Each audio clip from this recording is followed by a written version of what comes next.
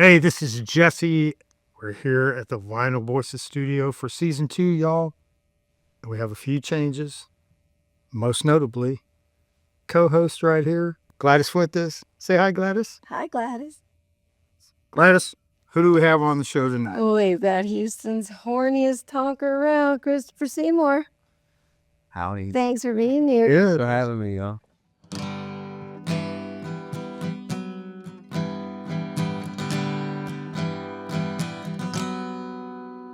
Well, it starts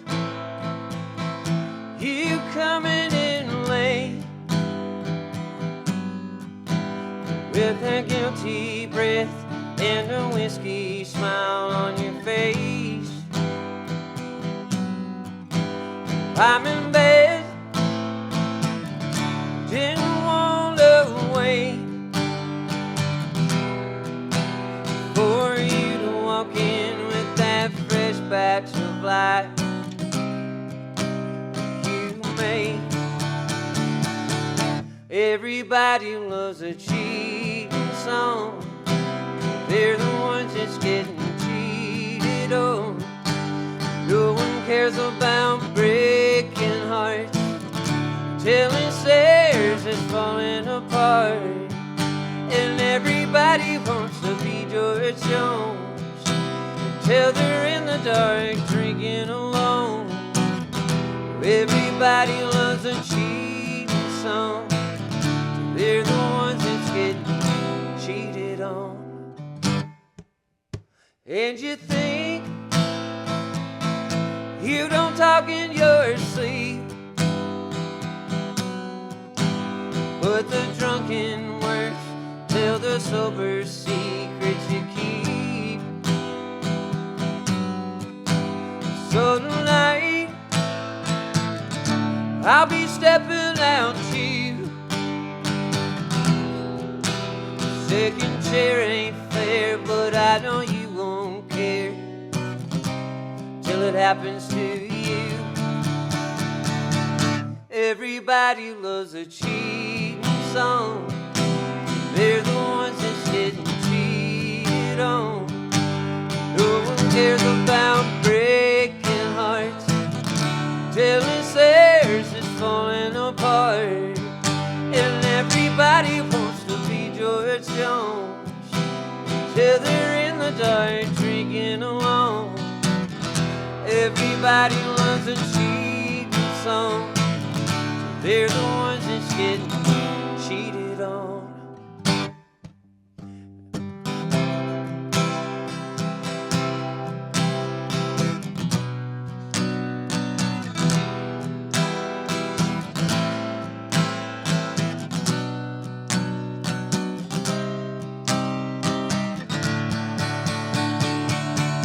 Everybody loves a cheating song.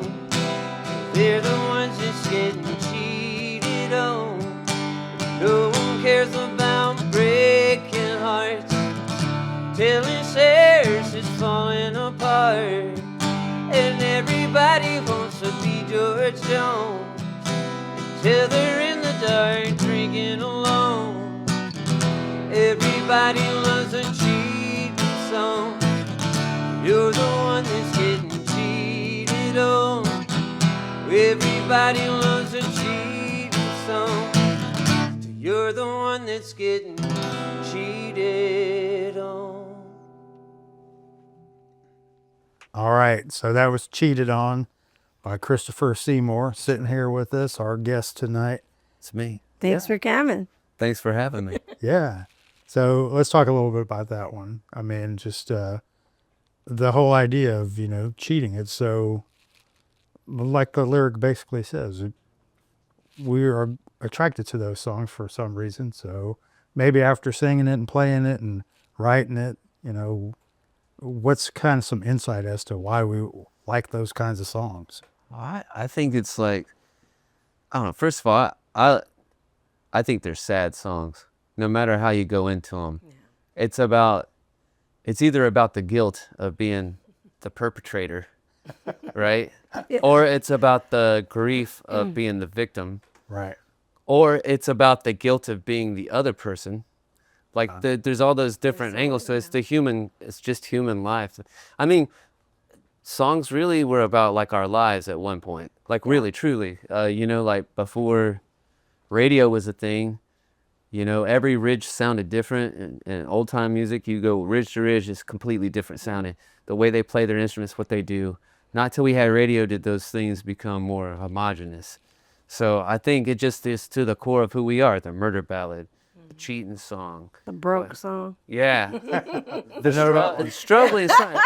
It's about our human struggle, or and sometimes about those elation feelings too, like a wedding day, or, you know, your first child, or, but I mean, like, I think I grew up hearing a lot of old time songs that I didn't realize were old time songs. You know, my mom would sing them to me, or my dad, you know, or whatever. But my mom's favorite song as a little girl was like "Hang Down Your Head, Tom Dooley." Yeah. It's a murder ballad about a guy who knifes his woman to death on the side of a mountain, you know, and it's a real song, and it happened in a real place, and it was real people that it happened to, and they were writing about those people doing those things. Like, so I think the cheating song kind of falls into that same thing of like the human experience. That's really what connects us anyways. It's like we experience those feelings of loss and betrayal. Everybody's going to get that at some time, right? Can't escape So, it. no, it's inescapable. And country music's very much rooted in the truth and what. It's roots. It's roots. Yeah, it's roots music. Yeah, it's just like it's the working man's plight is always a big theme in country music too.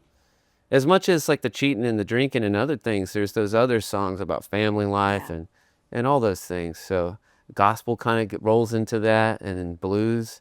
And I mean, really, once you had like African influence come into old time, that's where it kind of, and blues is where, you know, African music coming into European folk traditions and mountain Appalachian traditions, and those things all starting to blend with the radio, especially because they all started hearing each other. Right. And so I think those stories, the way we tell them doesn't change a lot. Right. I mean, and that's why, I don't know.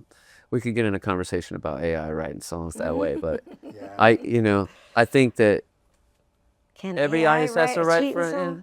it could. Yeah. It does. That's I'm scary. convinced they've been writing songs with AI for a long time in Nashville. You know, why pay a kid a publishing contract when you can not pay a computer to do twice 10 million times the work, you know? Right. So I think live performance is pretty hard to replace Yeah. Sure. in that sense. And you wrote that song with your friend. I did. And- A buddy Tweet. Yeah.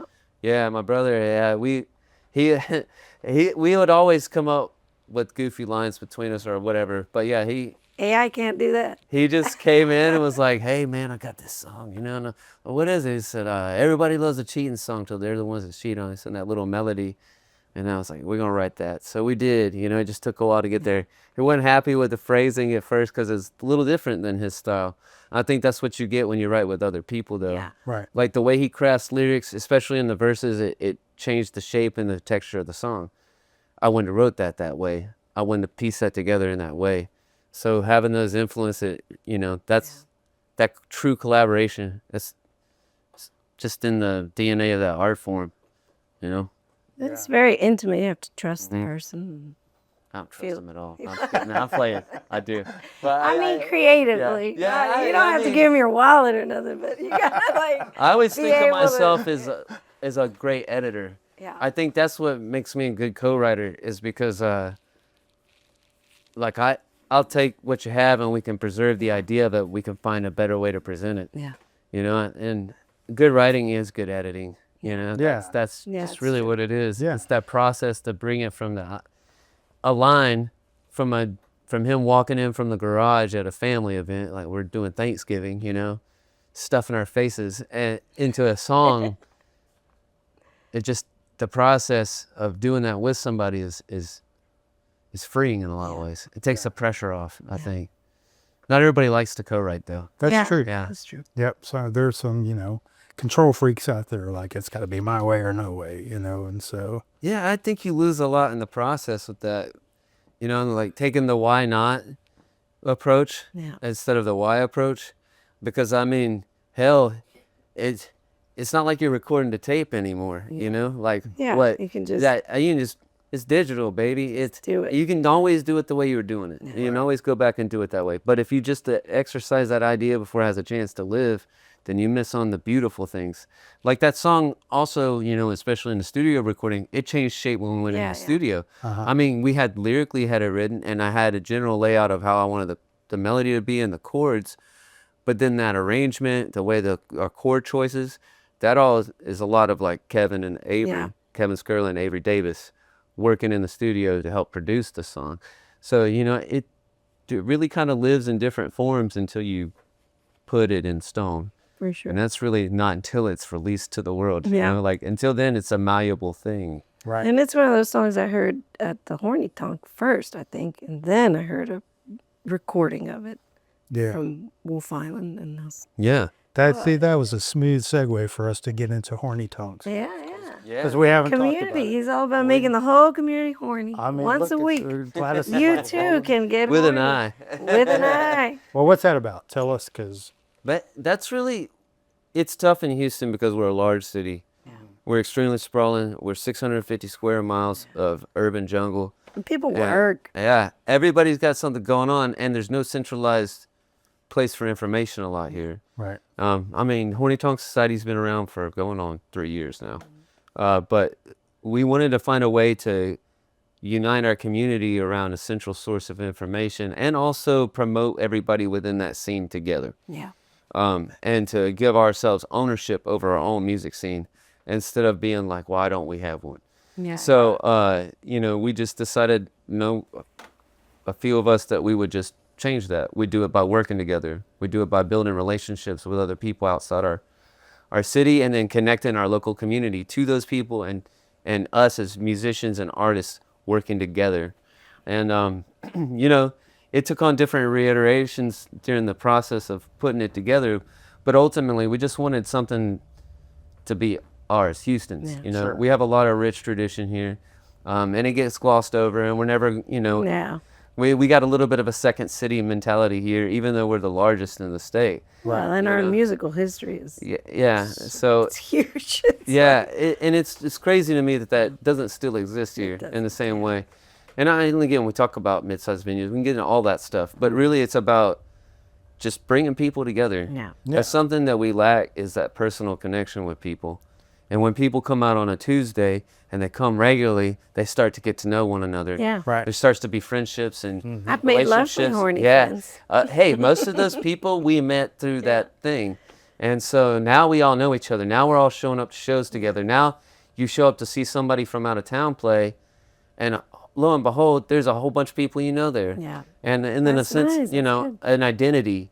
Like it gave us as a scene in a city a little bit of an identity.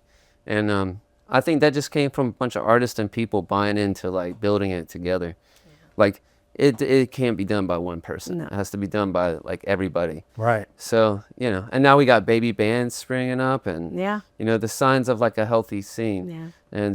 And people are passionate about it.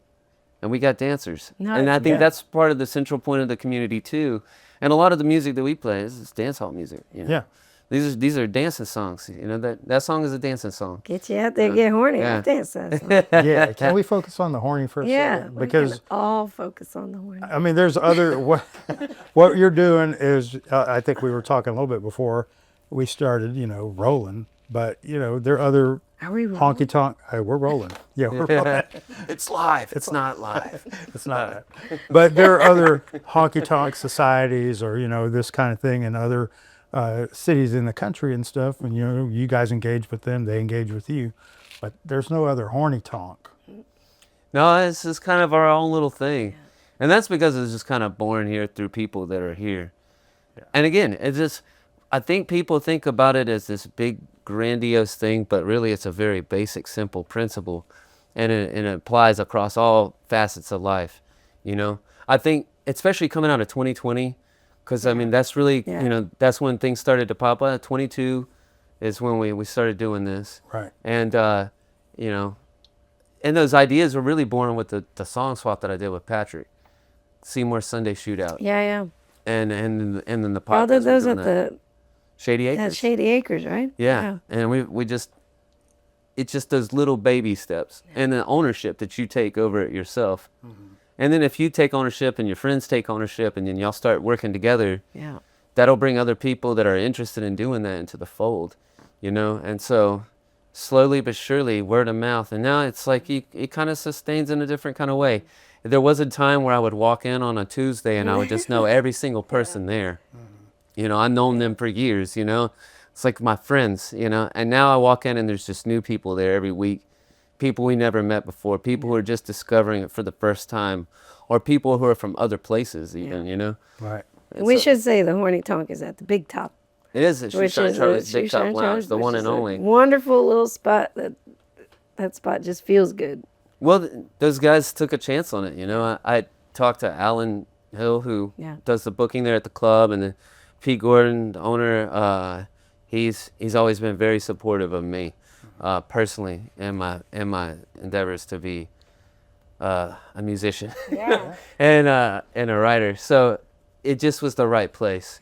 And those relationships are there. That's the thing, is like you can't build a community without real relationships, like genuine relationships with people. Right. And so, yeah, it's just like one of those things where it just seemed like the right place to do it with the right people and the right environment. Yeah, and that bar is kind of special. I mean, It's very anybody that's been in there or has had the opportunity to go in that place is just like, whoa, I didn't know this even existed. Yeah, you know, I always say about that place, I don't remember the first time I went, but I remember how I felt when I walked in there. I was like, wow.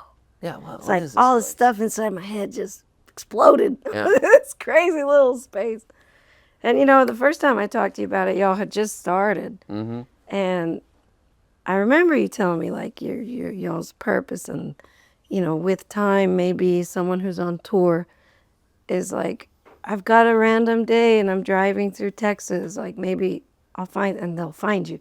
And then I interviewed a girl, and that was her deal, India Ramey. Yeah, India Ramey. And I loved her. She was so good. But she told me, I was like, how'd you hear the Horny Tonk? She's like, you know, I'm just on tour, and my booking guy came across it. I was like, this might be a good fit.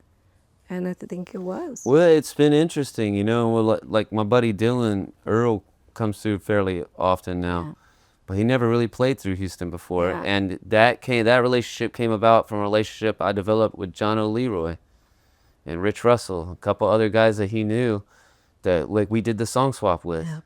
And that's the thing. It's a highly relational business. It's about your reputation and doing what you say you're gonna do, but also like the people around you. If you're doing shitty shit, it'll get around.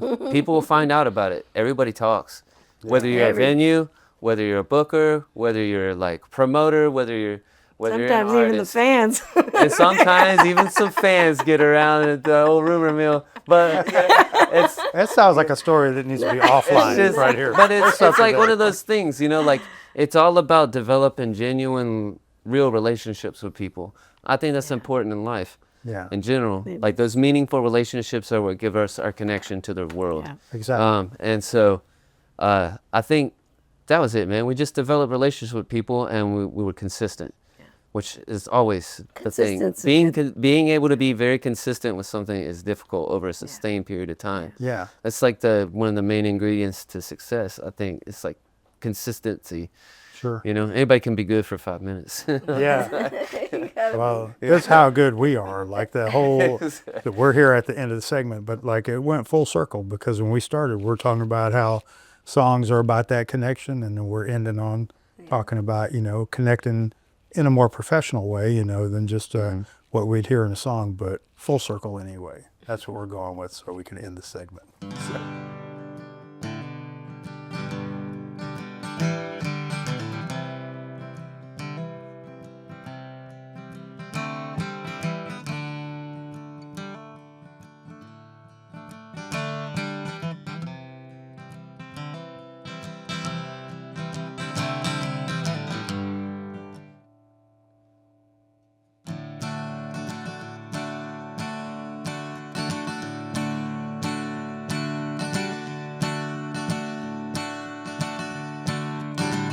Got me a good girl waiting at home. I don't ever worry 'cause she don't ever roam. Well, now one cold one done turned into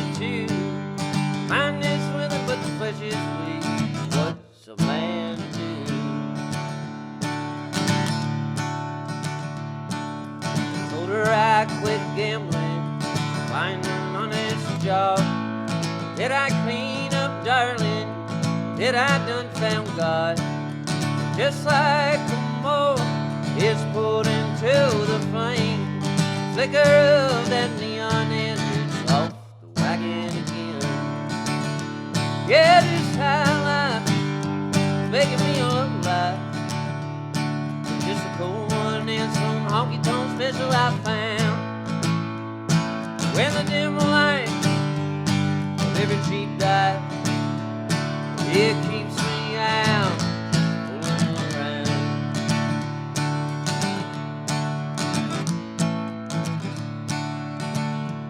Well, I'm sure she's had enough, but she's packed and ready to go.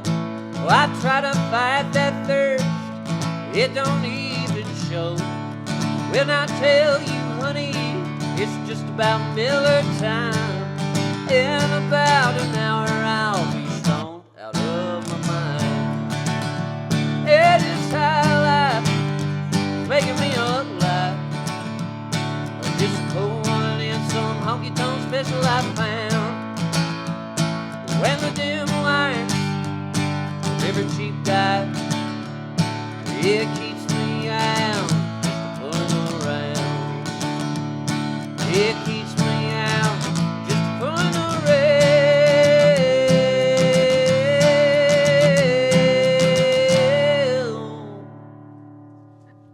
That was High Life by Christopher Seymore, our guest tonight on Vinyl Voices Show. Thanks for playing that. That was very cool. All right. Kevin Skurla and I wrote that. And then we cut a version of it. I guess that would have been like 2016 or 17 when we wrote that song. Okay. We had a demo version for a while, and then I lost my voice for 2 years. You did. I kind of remember your voice changing. I lost my voice entirely. Like I couldn't hold a conversation for 15 minutes without it completely wearing out and going hoarse on me. And so I had to stop singing entirely for about 2 years. And then I put a band together, got back on the horse, and played a show. And the next week they shut it down for the pandemic. Wow. So it was about 4 years where I didn't play out. Oh my gosh, you know? that's I crazy. didn't really play with anybody. And so, yeah, I think Kevin and I had, right before as I was transitioning to losing my voice, which really came out of an injury in the studio where I lost tension in my vocal cords in the middle of singing a session. It was a real weird feeling. Yeah. And then it was gone for a long time. And so, yeah, and my voice is different now than it was. I do always remember you had a higher singing voice. At I some also point. think that's just smoking a ton and like drinking too much and like Really? living a good, clean, healthy High Christian life, life. low life. Yeah. So I think some of that, and I'm also, as far as male vocalists, I'm already past my peak. So, I'm on the downhill trajectory.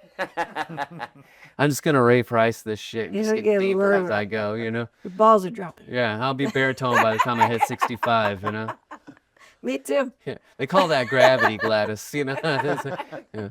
So, but yeah, it was just kind of that transition happened in that transition period when I wrote that song. A lot of the songs, were like written in interesting circumstances. But yeah, that song is always fun. I do remember we wanted to put the beer crack at the beginning of the recording, and we're like, oh, what do we have? We found, of all things, like an old Miller Lite.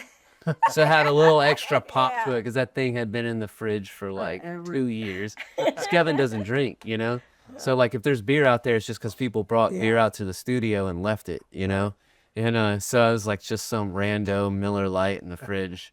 And I've never been out to his studio, but I've seen pictures and I've heard beautiful. things that come from it, and it What's the looks studio called? amazing. Wolf Island Recording Company. Yeah, and Skurla's a fantastic pedal steel and guitar player. He can literally play He anything. can do anything. Yeah. He's a genius. All his songs, he'll As you play said. drums, Yeah. he'll play piano, he'll play whatever, And so, And he's a nice guy to boot. oh, fantastic. Yeah. Yeah, I always feel lucky. I find myself surrounded by like just A+ people. That's lot, good. So That is a fun song, and is it included in what you guys did for the live recording? Because I want to talk about that a little. Yeah. Yeah, it is included in what we did for the live recording, which I think is probably going to end up being a video album. Nice. When The it's all- video for that yeah. song is great too, by the way. But Oh yeah, it's actually a solid video. yeah, we did shoot a music video up in Huntsville, Texas, which is like one of my little favorite places to go fishing and hang out in. Which is literally just hanging out in the woods because there's nothing up there. You know, It looks but fun. yeah. But you're saying the Continental Show is going to be a video? Yeah, it's like Yeah, a it'll be little a video album. documentary. Yeah, we recorded it in a little mini doc. Nice. It's like what Avery and I are calling it, probably like 20, 30 minutes. Awesome. Which I haven't even started to. I haven't even listened asked to. I haven't Avery listened to this- the recordings. The I haven't show even heard them Maybe was yet. said like the a same couple thing. I mean, weeks it was ago, just right? yeah, it was just Yeah, it was a couple 2 weeks weeks. back, and we're so focused on getting the studio album Yeah. out Right. that like I know it's on kind of on my mental back burner right now, just because we've got to get the album ready for pressing, and that's such a time crunch. You know, we're final mixes now, Yeah. and then you got your masters, and then you can start looking at pressings and stuff. Right. And all these songs are gonna be on King of Nothing. These songs, all three of these songs that we're talking about today, including High Life and also Cheated On that we Yeah. talked about in Drunk Enough, are all going to be on that record. Nice. I've all released them previously Yeah, as singles, but yeah, they're a part of that Nice. conglomerate of Nothing. songs. I look yeah. forward to that. It's a Yeah. Why neat King of Nothing? conglomeration. Yeah. Why King of Doesn't it Nothing? relate? Yeah. Like when I heard that, I was like, I kind of feel like I got nothing was- sometimes, but I'm good. You know, Yeah, like that- I'm that okay, idea. but I really have nothing. Yeah, it's like, well, you know, it's like that whole I had it all, but I lost it all kind of Okay, thing. yeah. Like, I used to have all these things, but now, the world. yeah, yeah, it's a little Ozymandias. Or like, one of the images I got in my head when I wrote the song and I put it in there was like Humpty Dumpty. You Yeah. know? Uh, Like this, he just like fell off the wall, and no matter how much he had, it couldn't put him back together again, right?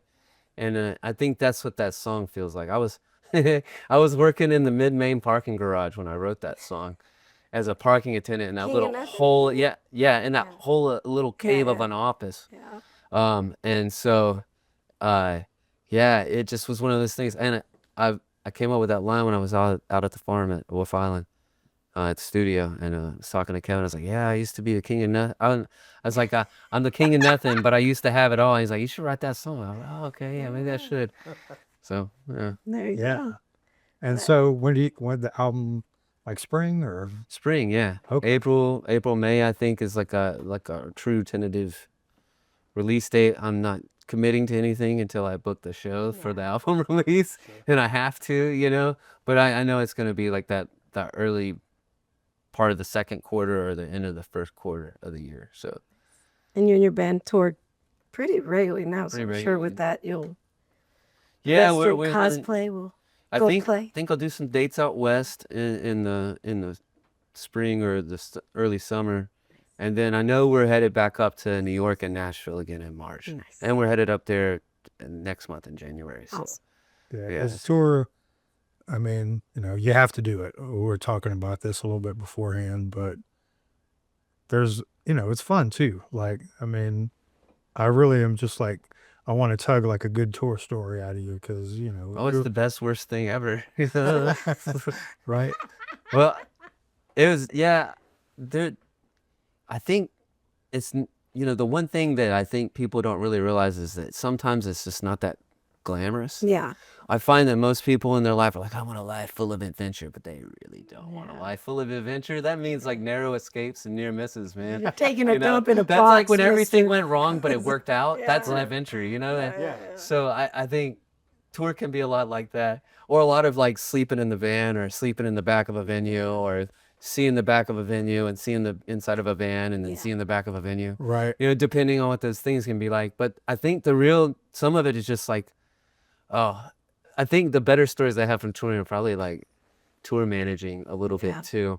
You know, where you go, like we went to play in, like Tweet was playing Fort Worth, and I was tour managing for him. We go up, and he played Tulips, and I was like, all right, I'll find us a motel, because I was TMing and I was looking it up. I said, oh, this place is great. 6 minutes from the venue, they got a pool, because that was one of the things I personally wanted that night, was to get a cigarette and a glass full of booze and get in the pool, you know, like that's all I wanted. Sure. I didn't care if I had to jump the gate to do it. I was like, I'll break the rules for that, you know. And so like, all right, cool. It's pretty cheap. Excellent.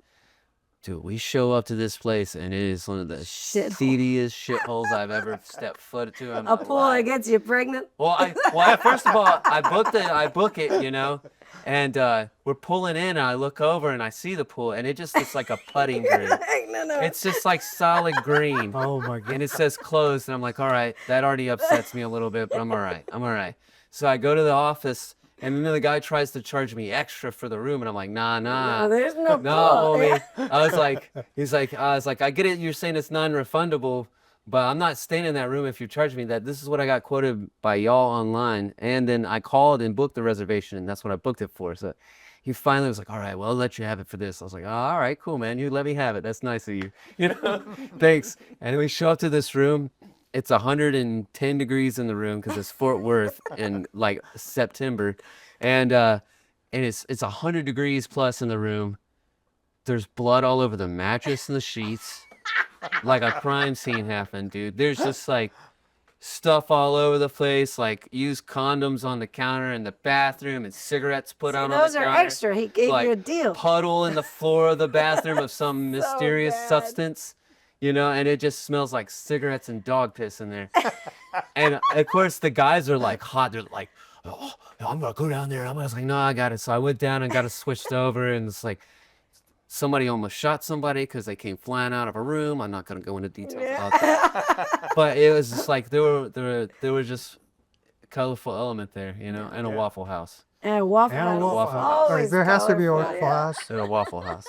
Yeah, So- I mean, that's the punctuation Yeah. on that story. I love that.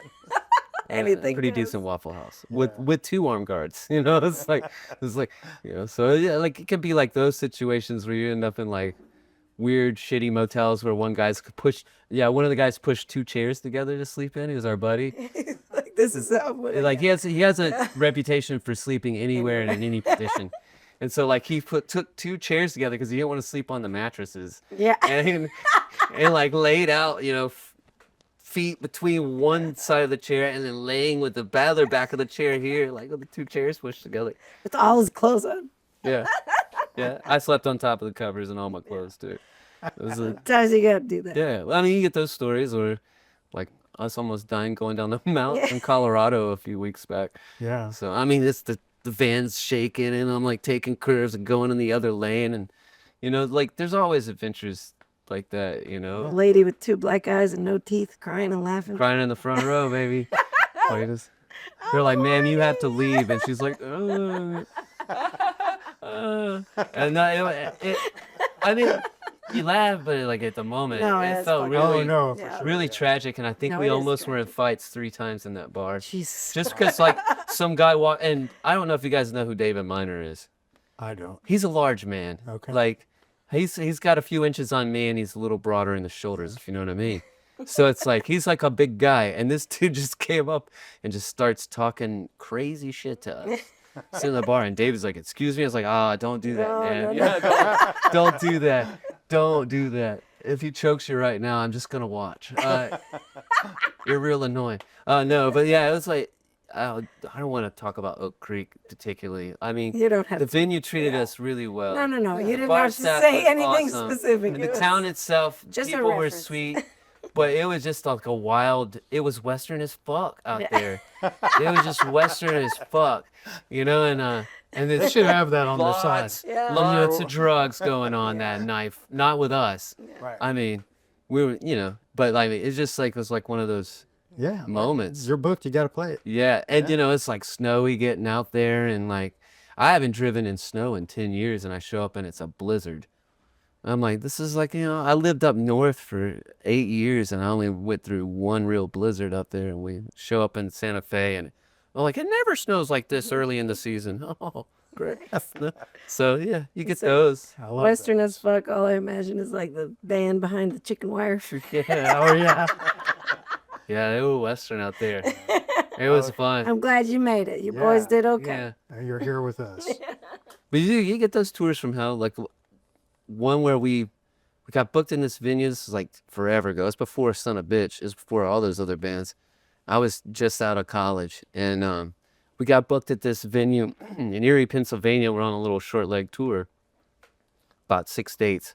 I'm going over to New York and back. And we get up there, the venue forgets they even booked us. No. Like, and they had beer on the stage, but it wasn't for us. It was for the other band that they actually booked. And so we're like, okay. And they're like, well, I was like, Talk well, about getting cheated I was on, like, well, Jesus. I have an email right here where you guys confirm this date and we expect to get paid and we're here, so we're going to play it. So like, well, we can maybe give you an hour at the beginning of this. Great. Take an hour. It's like, nah, we're here. You double booked it. That's not my problem. I showed up, And so, we play the show and we drink half of their beer, of course, before they remove it from the stage. Because we're just like, oh, I'm taking 4, 'cause we're all 20 something, and like wild. And so, we finish up this set and then I'm waiting there talking to get paid, and our guys are loading out. And I see our keyboard player carrying out his like throne and a couple other items, and he brushes this guy's shoulder as he's walking out the door, and the guy goes, "Oh, what? You want to go?" And then our keyboard player's like, No, I don't want to go, man. I'm cool, And he goes to turn around, and the dude just reaches around and sucker punches him, like cuts him in the eye right here, and unfortunately, my pal is like straight up schizophrenic. So then he just is completely out of his mind, over this situation, because it's like an extreme emotional situation. Right. And they kick them, of course, both out of the bar at the same time. So I'm like, finally get the check, and I'm walking out. I'm talking to the bouncer, and I look over, and it's Bike Week in Erie. So there's just like, we're downtown, and there's motorcycles lined up the entire city block, just double rows of bikes. And I look down, and I see Jeremy walking back to the van, has pulled up at the end of the thing, and of course, they're throwing the doors open, and these fools have hotboxed that shit. So there's smoke pouring, billowing out on this main drag in the middle of Bike Week with cops and God watching, And our tour manager at the time was like, "What happened?" And he goes, "Oh, that guy over there hit me." Well, the guy saw Jeremy point at him. So he's comes walking over. And so our tour manager walks out to be like, whoa, man. And he hits him, breaks his glasses. And now they're locked up and going. And then our guitar player tries to get between them, but the guy's buddy takes and slams our guitar player. So now there's a brawl going on between our band and like these 3 dudes. And I see this dude on top of the guitar player, and I just go, all right. And I just take off down the street, tackle this dude, and I see Jeremy flying through the air, punching this guy. Dave's got one guy in a half Nelson. They dislocate our guitar player's arm. We have to take him to the hospital. He's like shot up on ketamine. And then Jeremy had a scratched cornea that had to take him to the hospital. Oh, my God. So me and the tour manager went back to the bar and got more incapacitated than anybody that had to go to the hospital. So they finally, like, one of their parents lives up in Erie. And so they call in like, "Hey, Mom, Dad, can you come pick us up?" So they pick them up from the hospital. Glenn's like eyes rolling in the back of his head on ketamine. And me and the tour manager are walking out, can't hardly walk out of the bar. So like somebody got sick on the way home, and we're like, all right. So we had to drive all the way back to Pittsburgh, drop the keyboard player off and the drummer to try to we cancel our gig in Buffalo, and we're skipping over and going to Rochester instead.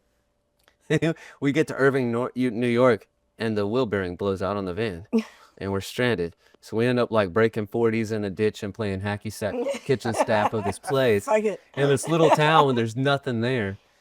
And then we didn't have cymbals, and then the other gig got canceled, and we ended up losing the tour, Yeah. So I always compare it to that one. I'm like, well, that sounds pretty bad. Nobody ended up in the hospital, in the jail. Nobody's dead. The car still works. We made it back okay. Yeah. Yeah. Best worst times. It's a beautiful, beautiful story. We're going to end the segment on that. But we can't go beyond that. There we go. But thank you for telling that story. Yeah, it's fun.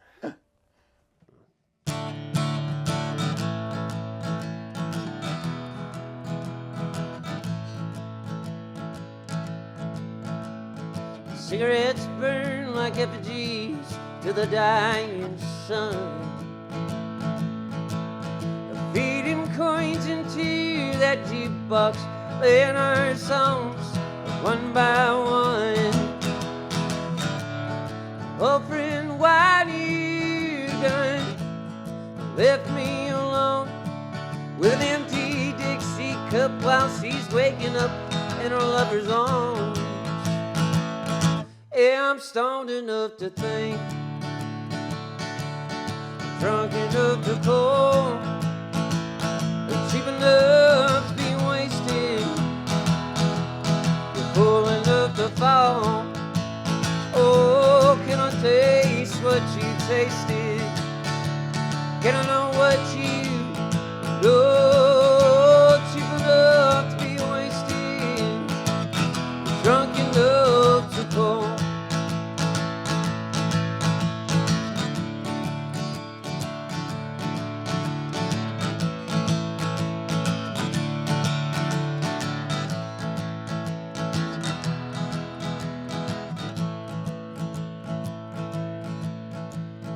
Even though I know just who's to blame, I can still remember that way you smell and taste. Letting go's like trying to outrun the rain. It always comes back to the sad, simple fact things don't change. Yeah, I'm stoned enough to think, drunk enough to call, cheap enough to be wasted, yeah, full enough to fall. Oh, can I taste what you tasted? Can I know what you know? Cheap enough to be wasted, drunk enough to call. Oh Lord, cheap enough to be wasted, drunk enough to call.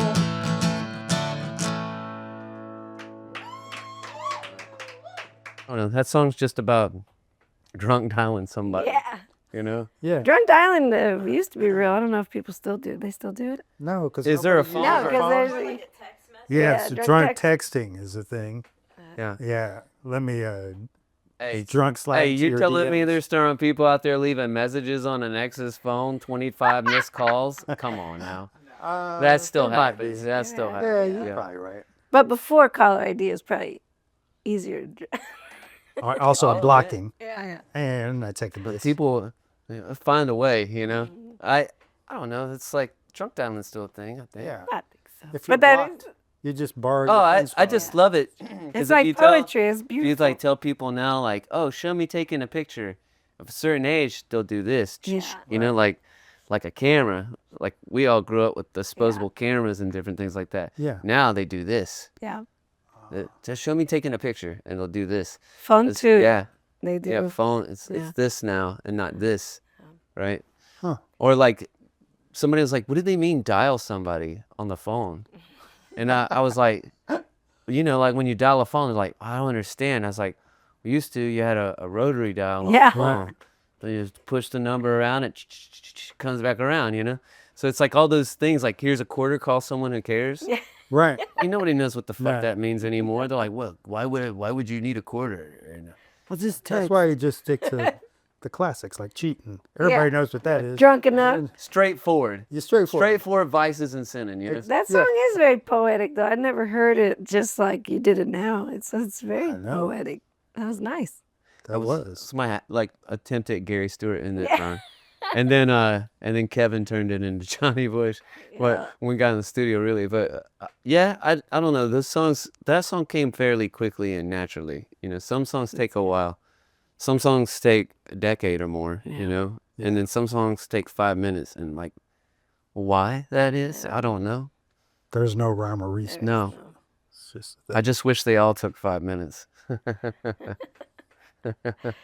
Well, if it takes 5 minutes, it's done a little quick. Hey, yeah. you know what they say. You know what they say. You know, 2 minutes in heaven is better than 1 minute in heaven. I'm gonna start using that. me and a buddy started writing a song where it's like, you know, I want to give away all my song ideas on this Don't. podcast. It's going to be right out there for everybody to Oh, that's steal, right. so. So now I know this is my song. idea. We came up with a song idea. It was like, it's not about the time it took, it's about the love we made.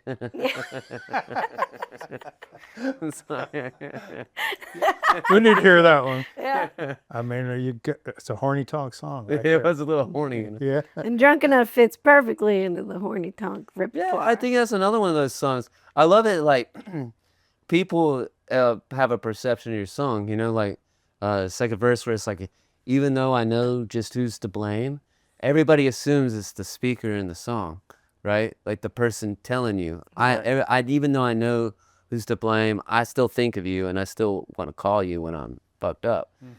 That doesn't necessarily mean that they were the person that fucked up. Right. Like that feeling can be a very multiple, and Sure. so a lot of times I just won't engender the speaker or the Yeah. person being spoken about because I want somebody to be able to connect to the song without those structures in place. Like for you to be able to put yourself in the position you feel best Yeah, speaks yeah. about you in that song. I noticed that Yeah, I do that a You lot. don't have to be the man or the woman. in Virginia, maybe. Yeah.